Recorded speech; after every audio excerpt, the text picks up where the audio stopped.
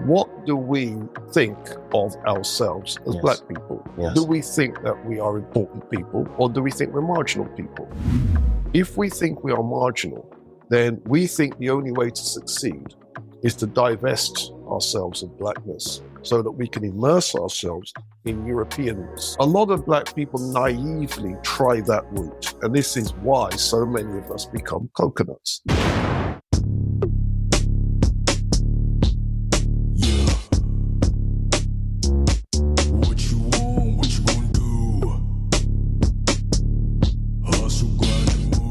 Welcome to the 10-year podcast where we speak to the dons that have dedicated over 10,000 hours to their craft over a decade. These are the people that have transitioned successfully from surviving the 9-to-5 to thriving in their careers. So you can have a blueprint to create a life you love and a legacy to inspire the next generation. On this episode, we are talking about microaggressions at work, particularly based on race and class. Now, why? Because listen, the office can be a zoo sometimes. I mean, it can get wild, especially when people feel comfortable and you're in the canteen or by the coffee machine, they ask you a random question. For example, they'll be like, I'm on a holiday, I've got a tan, let's compare tans. And they put their hand next to your black skin.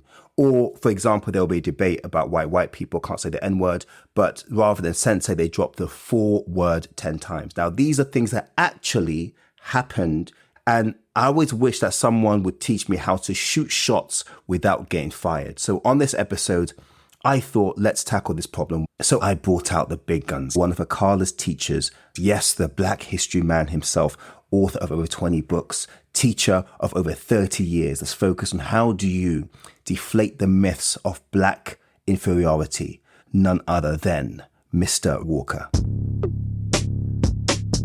Robin, it's so good to have you here. Thank you, honestly, for coming. How are you? Life is really good. I can't complain. I'm sure you can't. I heard you've been to the continent twice recently.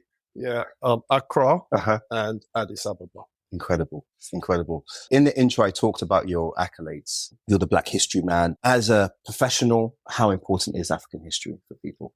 This is what it is. What you think shapes how you feel, shapes what types of actions you feel comfortable taking. Mm. What types of actions you feel comfortable taking influences the results you get. Mm. And the results you get influences how you feel. So it's very important that's a positive feedback loop.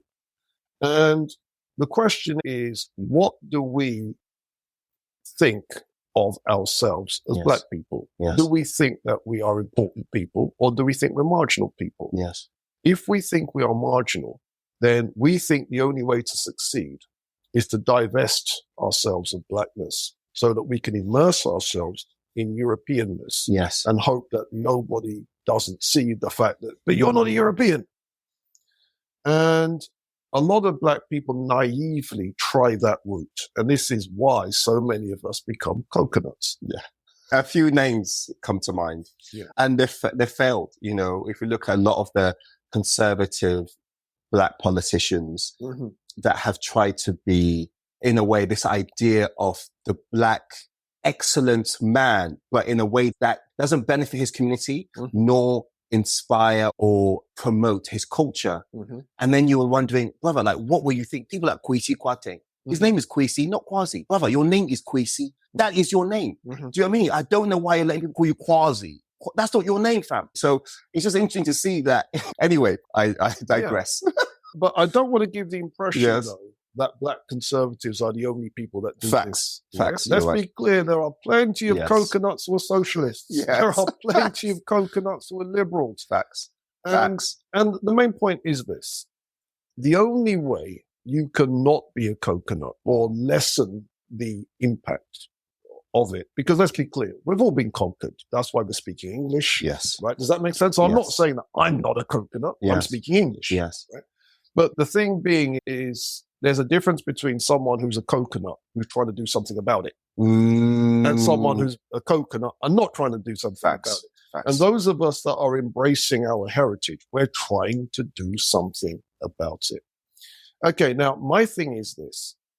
If, on the other hand, you think differently, because you know your history and heritage. You feel differently. Does that make sense? You take different sets of actions. You get different results, which then feeds back into a different set of what you think and what you feel. It's a different feedback loop. Yes. And my thing is to create that feedback loop for as many people as I can by getting them to embrace their history. So when you embrace your history, you know that certain things that were considered white, certain things that you had nothing to do with as black people, well, we did actually. Yes. And we have a story. In fact, there's something that one of my colleagues, Paula Perry, says. Mm-hmm. If you dig deep enough into history, you'll find that there is nothing that we weren't a part of. And so as I'm finding out that this is more and more the case, you don't realize you're not the first person to do it. You're not the pioneer. There's a history and a tradition to what produced you. You just don't know what that history and tradition is. And my job is to close the gap between what you know and what you ought to know. Powerful, powerful. And these are the things in corporate life, when you introduce yourself to people as an African, as a black person, as Caribbean, there is a connotation, a judgment put on your heritage. And if you don't know your history, people will tell your history. And they'll also put you in a place whereby they become the marker of civilization. And I've come across this time and time again. And it's either this thing of you don't know anything, but you feel it's wrong, or you know something and you question if you say something because you're like, I need to pay my mortgage. A word from our sponsor. Hey guys, I've worked in African business for over 15 years and frequently heard comments like, Africa is a basket case and Europe civilized Africa and actually they should recolonialize it to make better use of their resources. For years, these comments and much, much worse made me question the value and pride of my black identity and most importantly, my African heritage.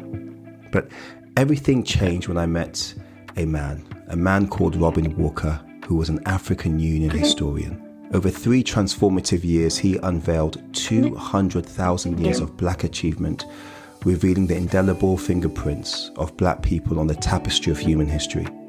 And now for the first time, Mr. Walker has distilled his 30 plus years of research into an online course that will empower you with a knowledge of what black people achieved throughout history across the world. And as a limited time special offer, tenured listeners get a whopping 50% off Robin's course. So check out the link in the show notes. And remember, knowledge is power, but power is progress.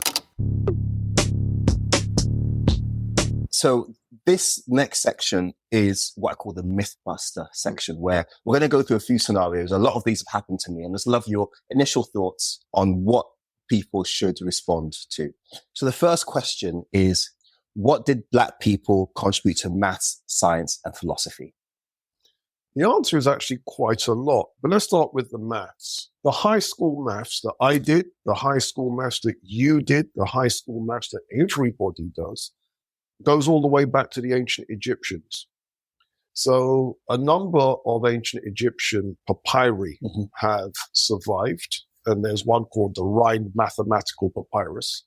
And in the Rhind Mathematical Papyrus, you've got algebraic questions. X plus X over 7 equals 17. Those types of questions. And you've got to you're being asked to work out what is X. The area of a rectangle, the area of a triangle, the area of a trapezium. These questions are there. The area of a circle, those questions are there. Then we've got things like trigonometry. One of the questions asks the student to calculate the cotangent, not a tangent, a cotangent. And as far as I'm aware, that's the first trigonometric function in human history. Then we've got the Berlin Mathematical Papyrus, which has got solving for 2 unknowns from 2 equations. So a lot of what we then did in high school, in secondary school, it's ancient Egyptian in origins. Now, for those people that don't know, yes, the ancient Egyptians were Africans. I know you want to come back to this question, but we're going to come back to it. In sciences, Africans invented mining. The world's first mine is 43,000 years old, and it's in southern Africa. So in places like Eswatini, the world's first mines are there. Wow. And from prehistoric mining 43,000 years ago, the Southern African Empire of Mulu-Mutapa, they were mining on such a scale that when the archaeologists were excavating between 1902 and 1904, they found thousands of gold mines, some of them 150 feet deep. What? And they estimated that the Southern Africans shifted 43,200,000 tons of ore. And they did this in medieval times. And if you want to do gold mining today, you're only going to be following the line of the ancient gold miners' workings. And consequently, that's some very important technology right there. And in the case of philosophy, there is new work that is coming out of some of the scholars in Norway who have been looking at an African philosopher in 17th century Ethiopia called Zara Yacob. And they are raising the question, is he the first modern philosopher? Wow. So modern philosophy is supposed to start with René Descartes' discourses on the method. And they are raising the question, but if the Hatata, which is Zara Yacob's book, is before that, does not that make the Hatata the first book of modern philosophy? The first book to launch the rationalist revolution.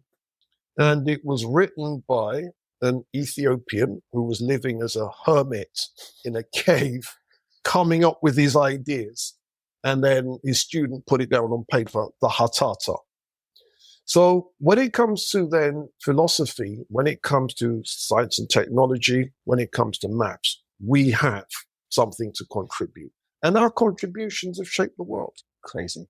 So if you're a scientist, a mathematician, a philosopher, you have a rich and powerful heritage.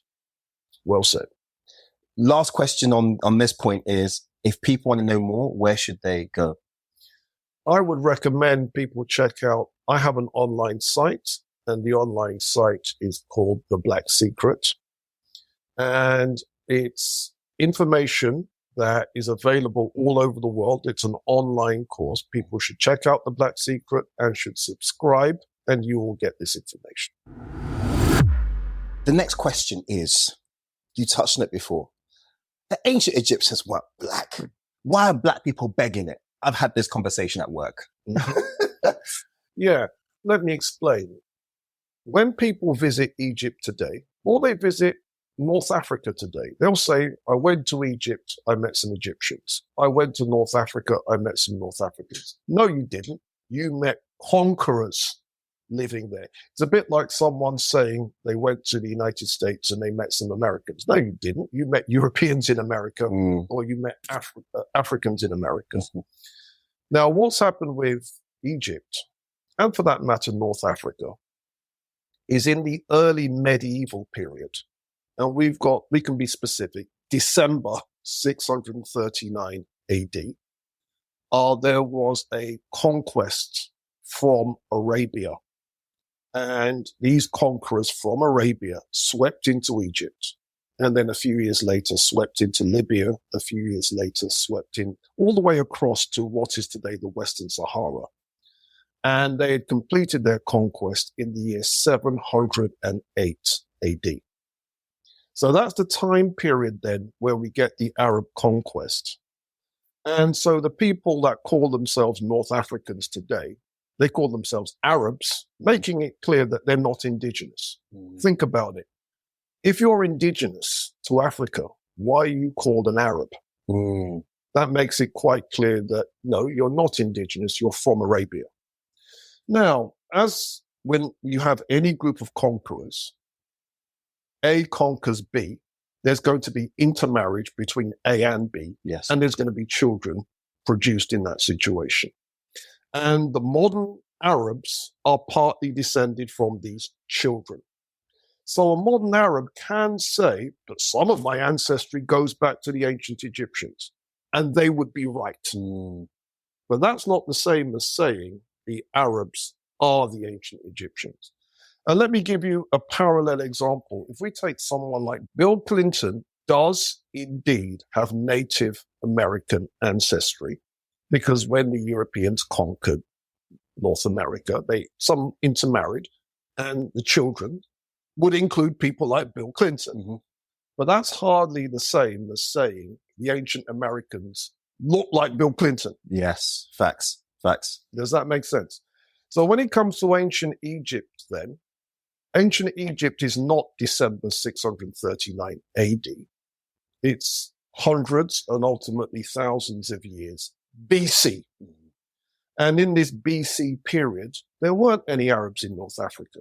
In this BC period, for that matter, the further back you go, there aren't any Greeks. The further back you go, there aren't any Romans. And then when you extract these populations from North Africa's history, the blacker and blacker everything gets, to the point being to where North Africa was originally the same as the rest of Africa. It was black.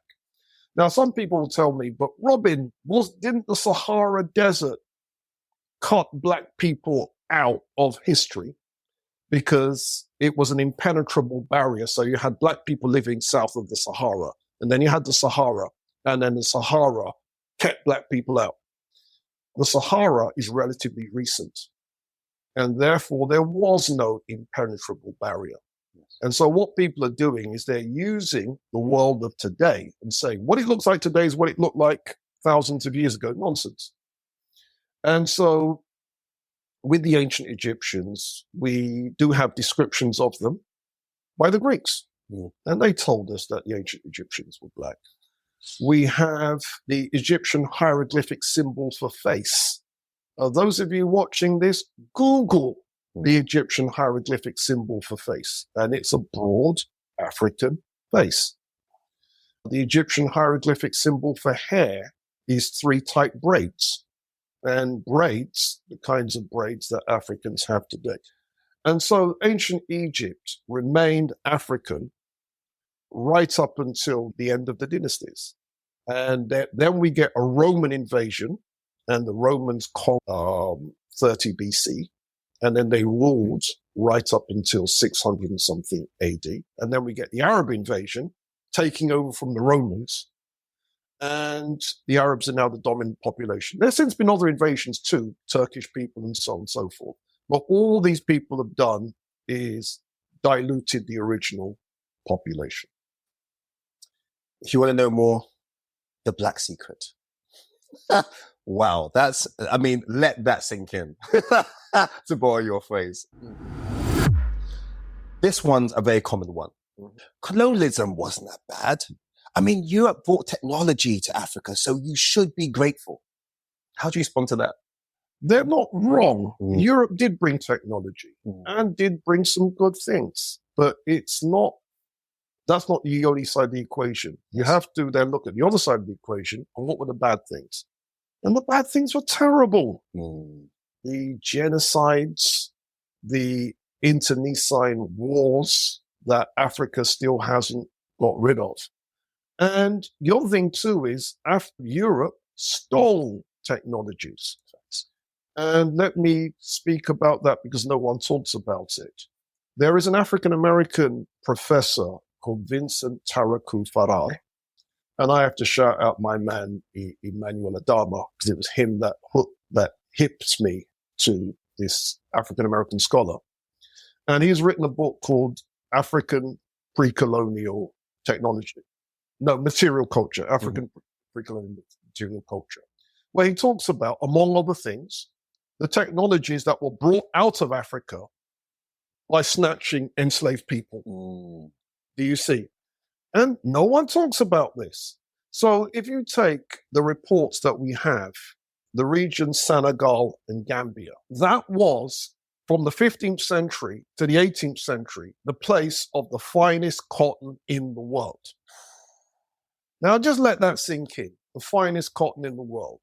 What do you think slave traders are going to do when they find out that's the situation. Yeah. Snatch those people, bring them to the Western world and turn them into cotton pickers. Get it? Yes. So we then have a transfer of technology. The same thing happened with metallurgy. When the Spaniards were conquering the Native Americans and seizing their lands, they had enslaved black people with them who were making their swords and so on. Why? Because West Africa was a center of metallurgy. Then you have the other areas of boat building.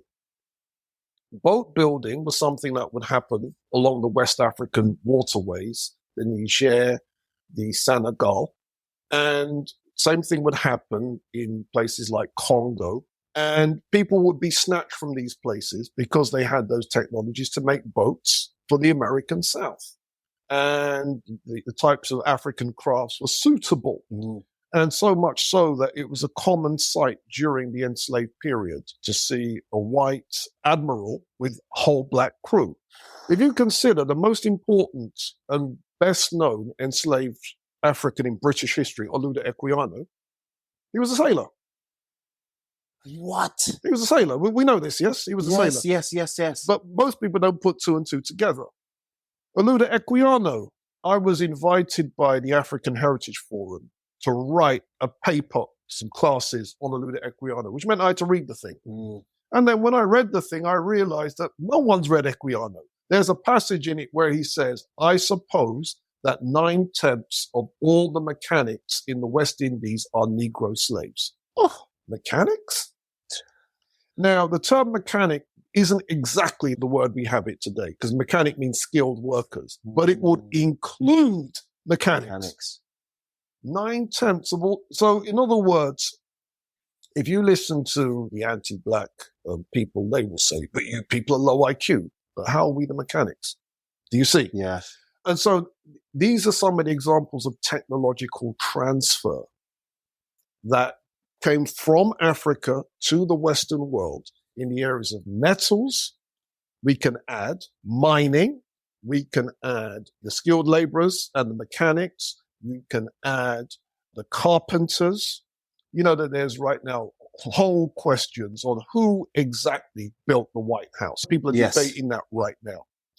Now, some people will say, but Africans weren't clever enough. We can answer that now. We can answer that.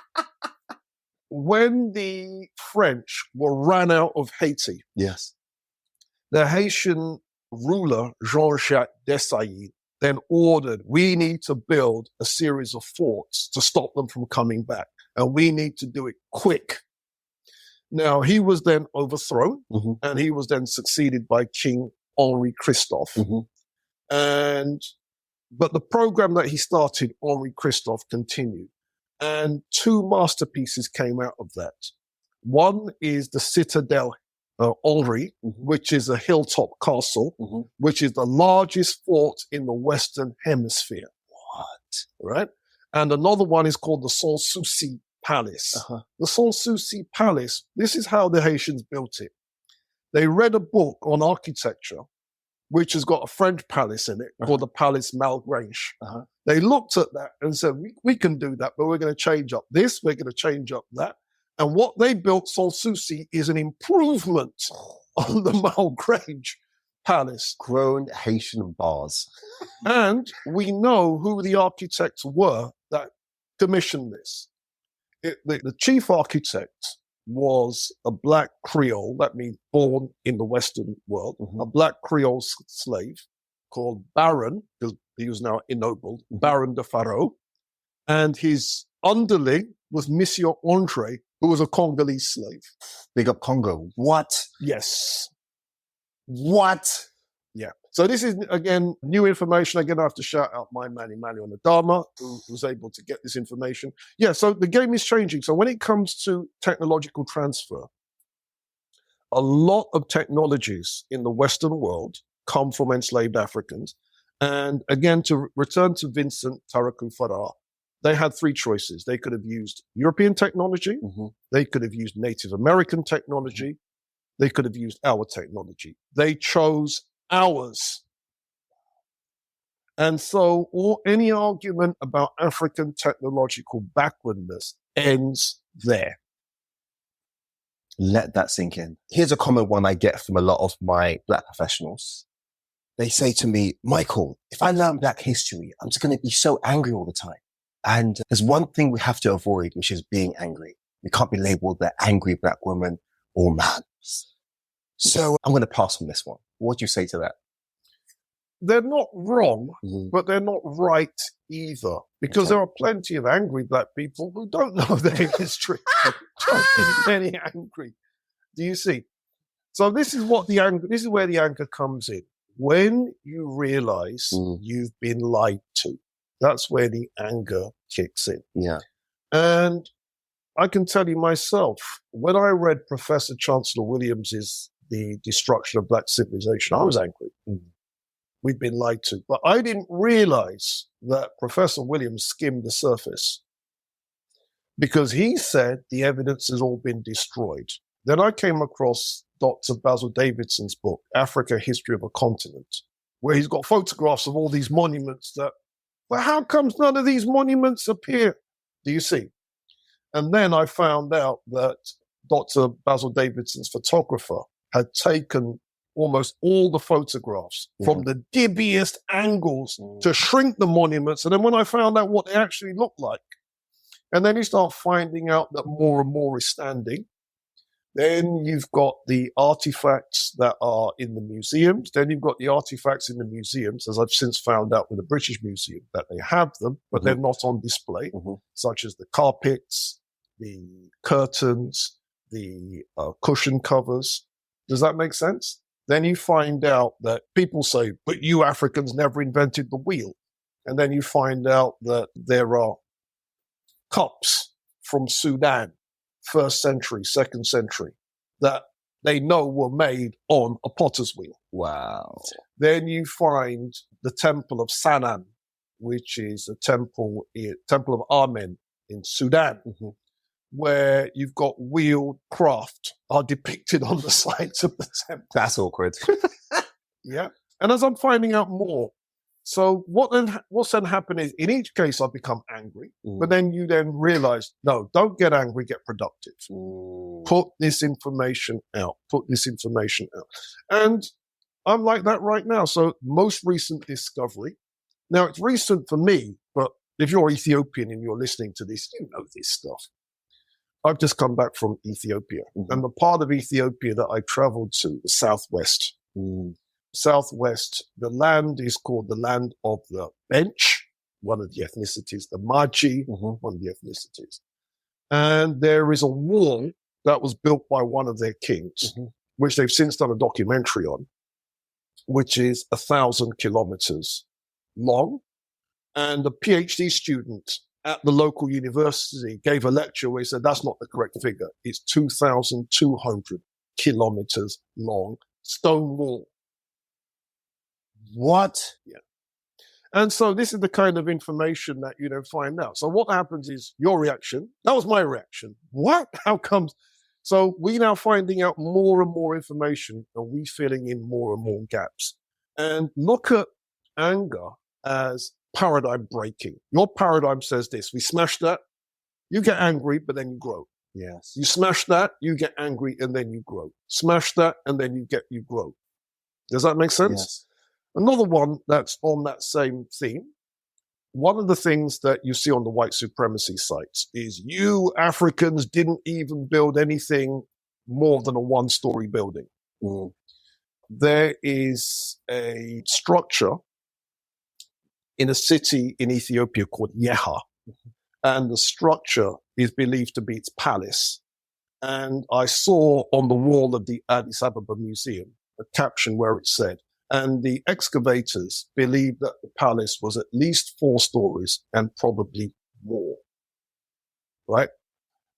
Someone then sent me a German article where the Germans have done a hypothetical reconstruction, and they believe the body of the structure was 5 stories and the central tower is 8 stories. My gosh. And get the date now, 800 BC. What? Yeah.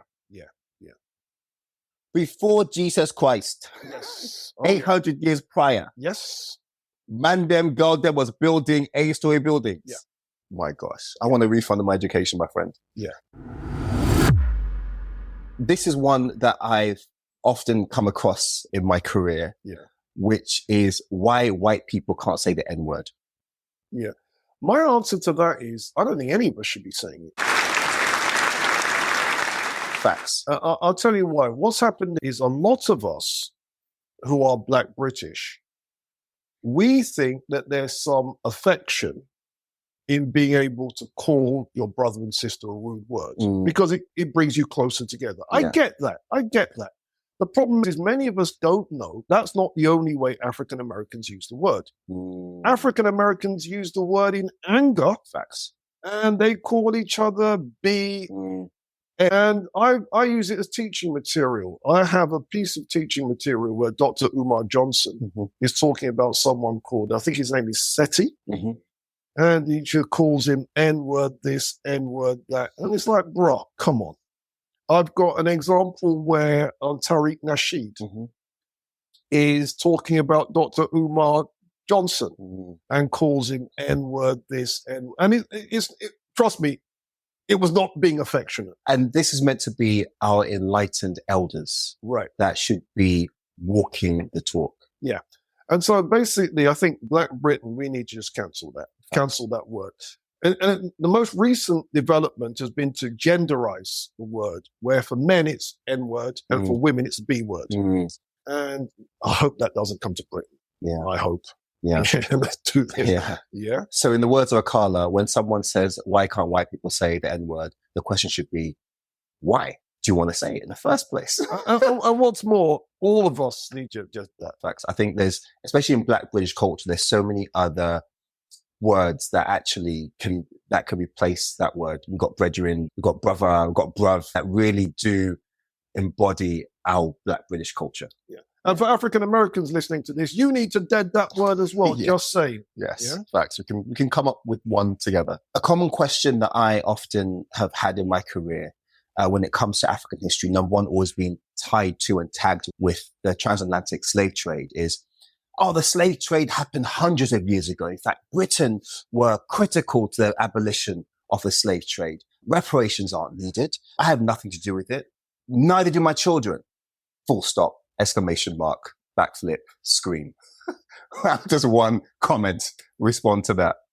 Yeah. The world of today wasn't established today. It has been established in stages, and the most important one is 1492. So the world of today began to be built in 1492. And with mass enslavement came wealth transfers. And the people that became the enslavers became very rich. And they would then pass that wealth on to their children, who would inherit that wealth. The people that became the enslaved became very poor, and they would pass that poverty on to their children. And as we go down the generations, we Black people have inherited the poverty, and some of the Europeans have inherited the wealth. Moreover, our reputation as Black people, our reputation as human beings was destroyed during mass enslavement. And that destroyed reputation has been passed on to the next generation, to such an extent that human solidarity may not recover for maybe another couple of 100 years. That is the extent to which our reputation has been damaged. Even people that had nothing to do with mass enslavement, such as the Chinese, they looked down on us because we were enslaved. So it is not as simple as, well, that was hundreds of years ago. The damage to our reputation, the transgenerational poverty still affects us. And the transgenerational wealth on the other side still affects Europeans. And then we've got the most horrible thing, which is probably the most obscene thing. And I have to thank Belle Ribeiro Addy.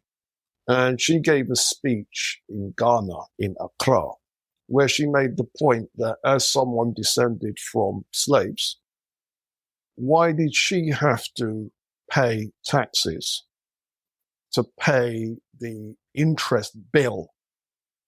And that was something that has been, people in Britain have been paying right up until relatively recently. I think 2015. Yeah. Yeah. And that meant that my taxes went to do that. I'm descended from slaves. And so people can't say, well, that was a long time ago when my taxes went to pay slave owners the interest for I mean, what kind of nonsense? And that really brought it home. Yes. When Madame Biro said that in Accra. And so it's not ancient history. Yes. It's something that's still relevant to this day. White working class people are the real victims in Britain, not black people. This is something that I've heard again in my career. And I think it's something that people need to know about how to respond. Mm-hmm. And yes, they are victims. And they're not the only victims, but they are victims. But we have to be honest about what are they victims of. And the real answer is Thatcherism. The political right, because the right and the people that control discourse, the people that control the media are the same group of people, they have been able to get away with lying on an industrial scale. And nobody pulls them up on it. Now, one of the advantages for me of being old, yes, I classify myself as old, is I remember how it used to go. The cultural de-skilling of the white working class was not caused by multiculturalism. It was caused by the political right. And we can remember that we can name those people. Lord Gowrie. Yeah, I'm speaking to you. Mrs. Thatcher. Ian McGregor. These are the people that were responsible for undermining the white working class. And they did it by undermining culture. And what they did was they created an intellectual phantom. And that phantom, they call it the left-wing, metropolitan, liberal elite. Now, even though the term left-wing and elite don't go together, they will put them together. And then they'll have their lackeys in the Daily Mail, the Daily Express, the Daily Telegraph, pushing this rubbish on a daily basis. And so you can now use that argument to cut arts funding. Why? Because it's something that the left-wing metropolitan liberal elite want. You can use that to attack multiculturalism. Why? Because that's something the left-wing the left-wing metropolitan elite want. And so they were able to do this, and they were able to cut back so much of art culture by shutting down the engineering works, by shutting down the mines. They were able to undermine brass bands and so on and so forth. And so consequently, these people have nothing to offer the white working class. Nothing. Zero. So what they want is, if they can create culture war, they can try to win over the white working class by using racism as a way of winning them over. But here's the problem. A lot of white working class people are looking at it and saying, but where's the tangibles? And the answer is, there aren't any tangibles. Nothing. There's no tangibles that come with anti-black racism. None. But they want to win them over on this. And now they've tried to do it with the gay thing, with the trans thing. It's just all ways of trying to win the white working classes over using culture war without offering the white working classes any tangibles. And let's be clear who did it. It was the right who did it. So when you've got people like Douglas Murray, you've got people like Dr. David Starkey, all of these people are liars and frauds. And what they will do is try to culture war the thing, when in reality, the people that undermined culture in Britain, it was the right, it wasn't the left. Now, since the murder of George Floyd, there's been this culture war between Black Lives Matter and All Lives Matter. And I just would love to know your thoughts on how you can have a conversation when someone comes to you and says, All Lives Matter. I agree. All lives do matter. But what we can't be selective when we use this term all. Because when people said all lives matter, they didn't include George Floyd when they said that. So if they're not going to include George Floyd, then you saying all lives matter, you're not being honest. You didn't include George Floyd. And if we then respond with Black Lives Matter, you now can't bring up all lives matter because you did not include George Floyd. And then when people then came with the counter one, was it Blue Lives Matter, which is the American one? When a black policeman in error had shot a white woman, they didn't say Blue Lives Matter to protect him. Yes. So what it is, it's the ability of the far right to shift intellectual discourse into areas of intellectual dishonesty. So the reason for saying all lives matter is a way of shutting us up when we say Black Lives Matter, but it's not because they genuinely believe all lives matter. Yes. And this ability to be intellectually dishonest, when you have the backative of the media on your side and you are able to manufacture this kind of thing. There was something that I remember, there was a conversation I had with Avril Nanton, and we were talking about this. And the conversation was, who is the most hated footballer in Britain? At the time, it was Raheem Sterling. What was his crime? He spent money and was living large and created a business for his girlfriend. Oh, that was his crime. At the same time, who was the most hated royal in Britain? Meghan Markle. Is there a pattern here? Who's the most hated politician in Britain? Diane Abbott. Is there a pattern here? And so you then start to notice that when we point out what's wrong, then the counter argument is all lives. But when the mainstream wants to attack, who do they attack? It's us. But they don't include everybody when they're attacking us. It's specific to us. Yes. And I advise people, don't fall for this argument. Facts. Grown man bars. Thank you so much.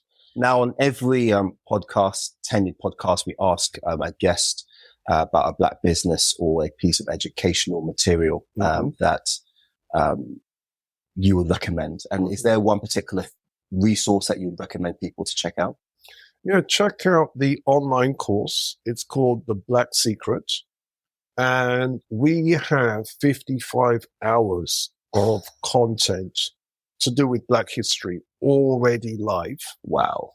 And we take you by the hand and we teach you step by step all the major themes in Black history. We start at the very beginning and then we take the story through ancient Africa.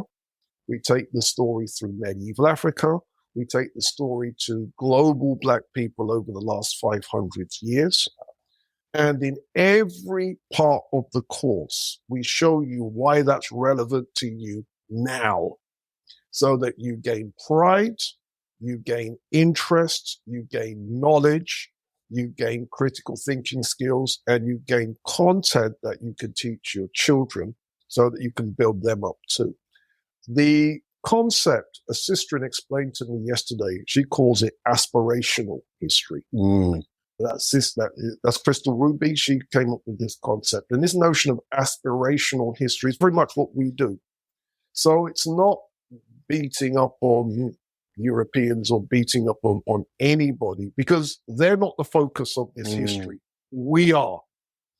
And the idea then is to give people a sense of our culture, our history, our heritage, and we show you exactly what it is that you should be proud of. And there's a lot there. And what will happen is the next time you go into a museum, you'll look at the museum very differently because, that's what this is. Oh, this is why this is important. This is why this relates to me now. This is what I can do with this information. This is what I can teach my children. Do you see?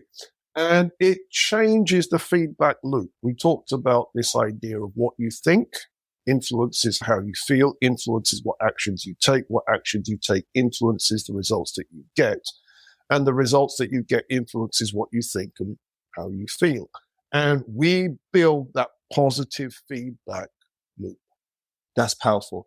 And I've both studied under you for a number of years, and I've seen the course. And I have to say, it is spectacular because you've made it so easy, so simple for someone to log on and access your 30 years of academic research linked to your particular cultural heritage, linked to your region, linked to your continent, linked to essentially your global diaspora. Mm-hmm. And I think even people that are not African, if you really want to go on a journey to try and challenge some of the very negative racial stereotypes that have been the foundation of, to be honest, the Western world, it's taught in a way that is not combative. It is just essentially grown people facts that make you question programming of why and how you think certain things around Black people. And this is something that I think would really be powerful in helping to unite people across color lines, but also see other people as a potential, as an asset rather than a threat. So just want to commend you on a great job, great work, and I'll be working with you to promote it because I think it's a critical piece of work you've done. Thank you so much. Thank you for coming on 10.